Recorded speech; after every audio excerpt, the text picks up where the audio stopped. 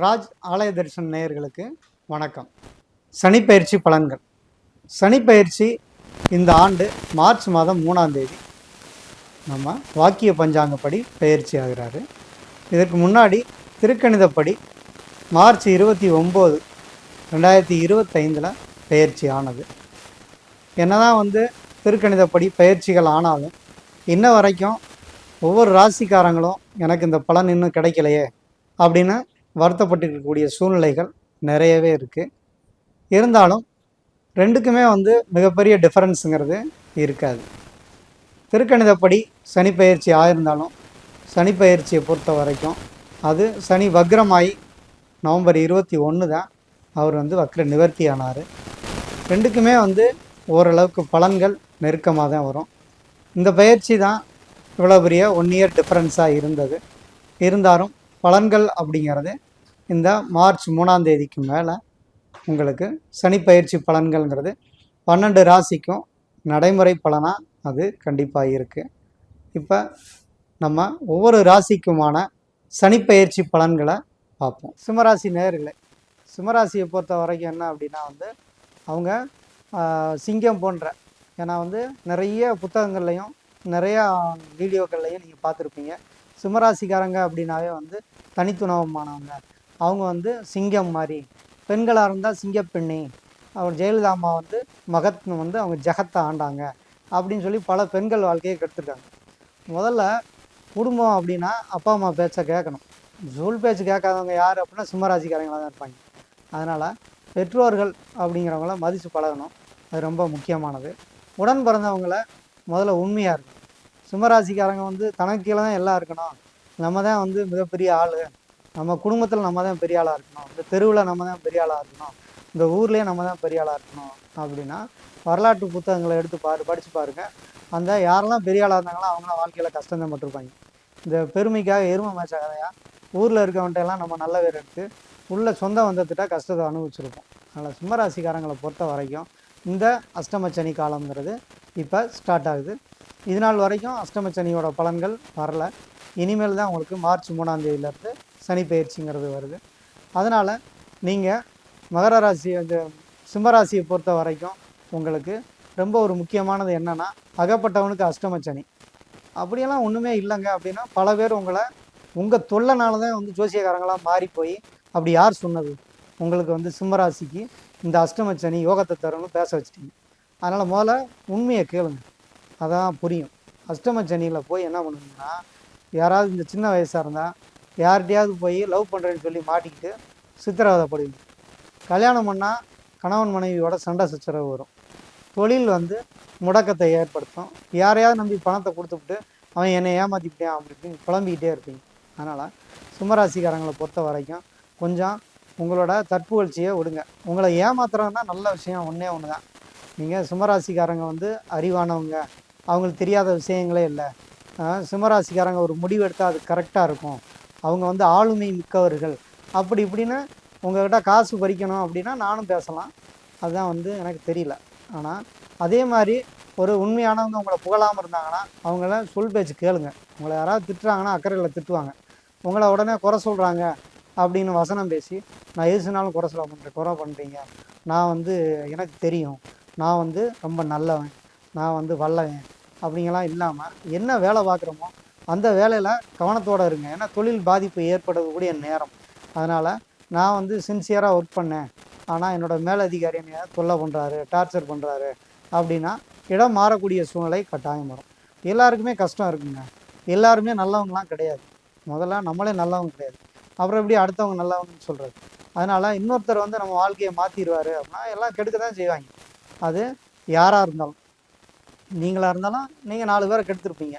உங்களை கெடுக்கிறப்ப மட்டும் என்னை கெடுக்கிறான்னு கற்றுவீங்க. அதனால் நீங்கள் என்ன பண்ணணும்னா, சிம்மராசிக்காரங்க பொதுவாகவே பொறுமையாக நிதானத்தோடு நீங்கள் செயல்பட ஆரம்பிங்க. அஷ்டமச்சனி அப்படின்னாவே அகப்படுறதுன்னு சொல்லியிருக்கேன். அப்போ யாரையாவது நம்பி புகழ்ந்து உங்களை பேசி ஒரு 10 லட்ச ரூபா கொடுங்க, நான் உங்களுக்கு பிரம்மாண்டமான பணத்தை தாரேன் அப்படி இப்படின்னு சொன்னாங்கன்னா நம்பி கொடுத்துறாங்க. இப்போ ஜென்ம கேது நடக்குது. அதுக்கடுத்து பார்த்தீங்கன்னா அடுத்து உங்களுக்கு நடக்கக்கூடியது விரயஸ்தானத்தில் கேது பயிற்சி ஆவார். அப்போ விரயங்கள்ங்கிறது அது ஒரு 2 வருஷம் இருக்குது. இந்த நேரத்தில் ராகு கேது சப்போர்ட் இல்லை, உங்களுக்கு குரு பலமும் இனிமேல் இருக்க போகிறதில்ல. 11ஆம் இடத்துலேருந்து 12ஆம் இடத்துக்கு வந்துட்டார். என்னடா அவர் நெகட்டிவாகவே போடுறாரு, நான் ஏற்கனவே கஷ்டத்தில் இருக்கேன் அப்படின்னா, அப்போ உங்களுக்கு பாசிட்டிவாக வேணால் தனியாக சொல்லுங்கள், உங்களுக்கு ஒரு புதுசாக ஒரு வீடியோ தரேன். பலன் சொல்லணுமா இல்லை உங்களுக்கு பாசிட்டிவாக பேசணுமாங்கிறத முடிவு பண்ணிக்கணும். அப்போ நம்ம ஒன்று சொல்கிறோம், நாங்களாம் அடிபட்டு பட்டவன் தான் வந்து ஜோசியக்காரன். ஜோசியக்காரன் 12 கட்டத்துலையும் அடிபட்டவன் தான் ஜோசியக்காரன் ஒழுங்கான ஜாதகத்தை சொல்லுவேன். அதனால் ஜோசியக்காரனை குழப்பாமல் எனக்கு வந்து நல்லது சொல்லுங்கள், நல்லது சொன்னேன்னு நடந்துருமா? என்ன ஜாதகத்தில் இருக்கோ அதான் நடக்கும். உங்கள் ஜாதகத்தில் உள்ள தசா புத்திகள் தப்பாக இருக்குது, அல்லது 6, 8, 12 தசா புத்திகள் நடக்குது, அல்லது நமக்கு ஒரு டைம் சரியில்லை அப்படின்னா நம்ம தான் பொறுமையாக நிதானமாக போயிடணும். அதை விட்டுட்டு அடுத்தவங்கள போய் எனக்கு நல்லது சொல்லு, நல்லது சொல்கிறவங்களா நல்லவங்களா? முன்னாடி நம்ம சொல்லுவாங்க, நீ நல்லா இருப்பப்பா, உன் மனசுக்கு நீ நல்லா இருப்ப, அப்படி இப்படின்னு வசனம் பேசிட்டு அங்கே போய் உங்களை திட்டுவாங்க. உலகத்தை நீங்கள் புரிஞ்சுக்கக்கூடிய நேரமாக தான் இப்போ நான் சொல்லி புரியலைனாலும் இந்த அஷ்டம சனிக்குள்ளே நீங்கள் பட்டு தெரிஞ்சிருவீங்க. இந்த வீடியோவை திரும்ப 2 வருஷம் கழிச்சு போட்டு பாருங்கள், ஆமாம் அவர் சொன்னதெல்லாம் உண்மைன்னு தெரியும். அதனால் நீங்கள் அஷ்டம சனி இனிமேல் தான் ஆரம்பிக்கும். ஜூன் 1ஆம் தேதியிலேருந்து குரு விரயஸ்தானத்துக்கு போகிறாரு. ஸோ அந்த காலகட்டங்கள்லாம் ரொம்ப ஜாக்கிரதையாக இருக்கணும். விரயத்துக்கு போவார், அடுத்த ஜென்மத்துக்கு போவார். அதனால் இந்த நேரத்தில் எப்படி எனக்கு பாசிட்டிவாக மாற்றணும் அப்படின்னா என்ன அர்த்தம்னா, நம்ம புகழ்கிறவங்களாம் அறவே ஒதுக்கி வைக்கணும். ஒன்று, நம்மளாம் வந்து ஒரு பெரிய விஞ்ஞானி மாதிரி அறிவாளி மாதிரி செயல்படக்கூடாது. எதுவுமே பொறுமையாக நிதானமாக இருக்கணும். புது நண்பர்கள், புது ஆட்கள் எப்பயுமே புகழ்ந்து தான் பேசுவாங்க.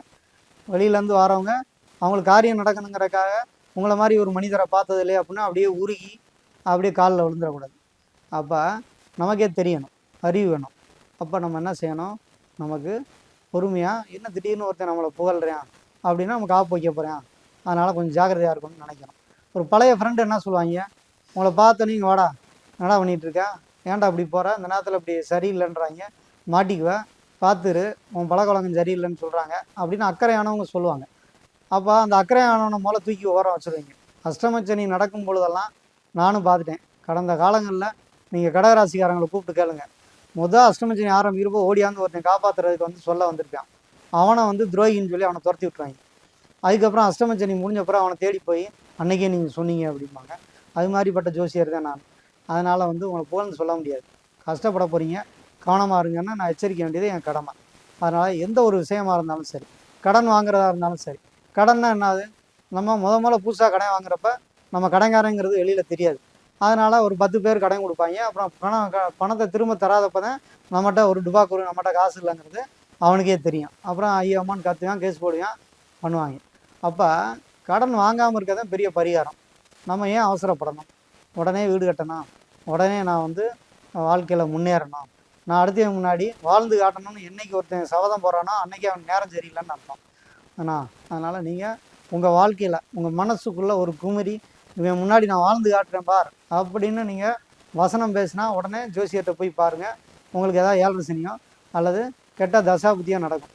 அதனால் நீங்கள் அது மாதிரியான நான் ஒரு இது தான் சொல்ல முடியும், ஐடியா தான் கொடுக்க முடியும். அப்போ நம்ம மேலும் மேலும் கடனாளியாகி கஷ்டப்படுறதுக்கு, இருக்கிற கடனை அடைக்கிறதுக்கு அதை ஒட்டிக்கிட்டே ஓட்டினா கூட காலத்தை தள்ளிடலாம். 5 லட்சம் கடன் இருக்கவன் அஷ்டமச்சனி முடிகிறப்போ 10-20 லட்ச ரூபா கடனுக்கு போயிடுவாங்க. அதனால தான் இவ்வளோ தூரம் உங்களுக்கு சிம்மராசிக்காரங்களுக்கு அறிவுரையாக சொல்கிறேன். அது வந்து உங்களுக்கு மன சங்கடத்தை கொடுத்துச்சுன்னா நீங்கள் வந்து உங்களுக்கு ஒரு நல்ல புத்தி இல்லைன்னு அர்த்தம். அதனால் நீங்கள் ஒழுங்காக தெய்வ வழிபாடு பண்ணுங்கள். முதல்ல காலங்காத்தால் எழுந்துச்சு குளிங்க, அது ரொம்ப முக்கியம். ஏன்னா சனி உங்களுக்கு பிடிச்சிருச்சு அப்படின்னாவே வெள்ளனை எந்திரிக்க விடாது, தூக்கம் சொக்கும். ஏன்னா நைட்டெல்லாம் தூங்காமல் வீடியோ பார்த்துட்டு இருப்போம், அல்லது நைட்டெல்லாம் நமக்கு பிடிக்காதவங்களாம் திட்டிக்கிட்டே இருப்போம், ஏமாந்தவனை திட்டிக்கிட்டே இருப்போம், அதிலே விடிஞ்சிடும். 4 மணிக்கு தான் வந்து நிம்மதியாக தூக்கம் வரும். அப்புறமேல தூங்க ஆரம்பிப்பீங்க, 8 மணி 9 மணி ஆயிடும். அப்போ சனியை பொறுத்த வரைக்கும் மந்தமாக்கிடுவார், நம்ம புத்தி செயல்பாடு இருக்காது. அதனால தான் அதிகாலையில் எழுந்துச்சு நீங்கள் அரசமர விநாயகரை நீங்கள் வழிபடுங்க.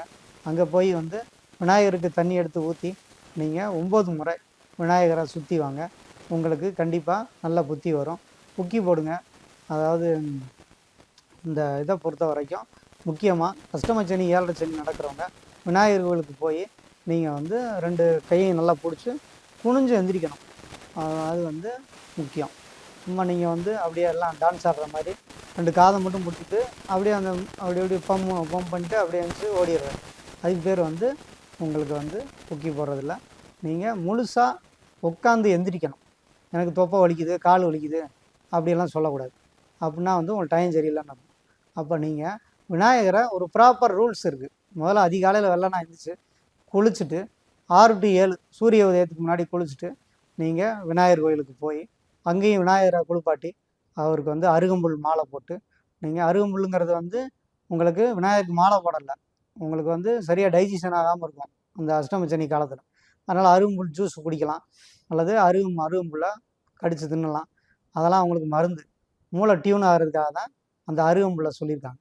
அப்படியே நீங்கள் அதிகாலை நேரத்தில் உங்களுக்கு அரச மரத்தை சுற்றி வந்தீங்கன்னா உங்களுக்கு நல்ல ஃப்ரெஷ்ஷான காற்று கிடைக்கும்.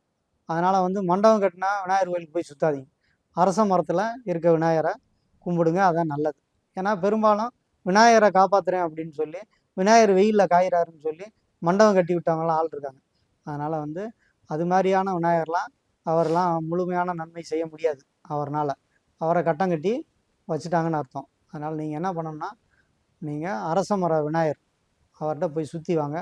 கண்டிப்பாக உங்களோட அசுத்தமான எண்ணங்களும் உங்களோட புத்தி செயல்பாடுகள் மந்தமாக இருந்தாலும் அது சரியாயிடும். உங்களுக்கு விநாயகர் வந்து மிகப்பெரிய நன்மைகளை கண்டிப்பாக கொடுப்பாரு. இந்த அஷ்டமச்சனி காலத்தில் மனித உருவமற்ற தெய்வங்கள், ஆஞ்சநேயர் வழிபாடு பண்ணலாம், வராகிய வழிபாடு பண்ணலாம். வழிபாடு பண்ணலான்னா சும்மா அவரை போய் வந்து வணக்கம் போட்டு எனக்கு காசு விடுன்னு கேட்கக்கூடாது. நீங்கள் ப்ராப்பராக அதுங்களுக்கு சொல்லியிருக்காங்க இல்லையா, நான் ஆஞ்சநேயரை வழிபடணும் அப்படின்னா உங்களுக்கு உளுந்து வடை போட சொல்கிறாங்க. அப்போ உளுந்தங்களி சாப்பிடுங்க, நரம்புக்கு நல்லது, உடம்பு வந்து புத்தி ஒழுங்காக செயல்படும். அந்த ஒவ்வொரு கோயில்களையும் சொல்லக்கூடிய எக்ஸசைஸை ஒழுங்காக பண்ணுங்கள், மௌன விரதம் இருங்க. இதெல்லாம் உங்களை கண்டிப்பாக மூளையை டியூன் பண்ணும். இந்த அஷ்டமச்சனி காலத்தில் உங்களுக்கு நிறையா அறிவுரைகள், அதை அடுத்து வந்து படிப்பினைகள் கிடைக்கும். அறிவுரைகள்ங்கிறது இப்போ நான் சொல்லிட்டேன், படிப்பினைங்கிறது நீங்கள் பட்டு திருந்துறது. நீங்களே முடிவு பண்ணிக்கோங்க, நம்ம பட்டு திருந்தலாமா, இல்லை ஒரு அஷ்டமச்சனின்னு சொல்லியிருக்காரு, எதுவுமே அவசரப்படாமல் ஒரு 2 வருஷம் கழித்து தொழில் தொடங்குவோம், 2 வருஷம் கழித்து நல்ல விஷயங்களை பண்ணுவோன்னு பண்ணுங்கள். சுப செலவு பண்ணணும்னு நினைக்கிறவங்க வீடு கட்டுங்க, கடன் ஆயிருங்க, நகை எடுங்க, அதுக்கு கடன் கட்டுங்க. இப்படி நீங்கள் சுப செலவுகளை பண்ணிக்கோங்க, அது நல்லது. இது வந்து உங்களுக்கு வாழ்க்கையில் ஒரு முக்கியமான காலகட்டமாக இருக்கும். ஏன்னா 7.5 சனி கூட பதமாக 7 வருஷம் தண்ணி தொளித்து அடிப்பார். அஷ்டம சனிங்கிறது ஒரே அடி தான், படுக்க போட்டுருவார். அதனால் இந்த அஷ்டம சனி காலத்தில் ஆபத்தை உணர்ந்து பொறுமை நிதானத்தோடு செயல்பட்டிங்கன்னா உங்கள் வாழ்க்கையில் மிகவும் ஒரு நல்ல காலம் அப்படிங்கிறது உங்களுக்கு காத்திருக்கு. நீங்கள் சிம்மராசிக்காரங்க கவனமாக இருங்க, வெற்றி பெறுங்க.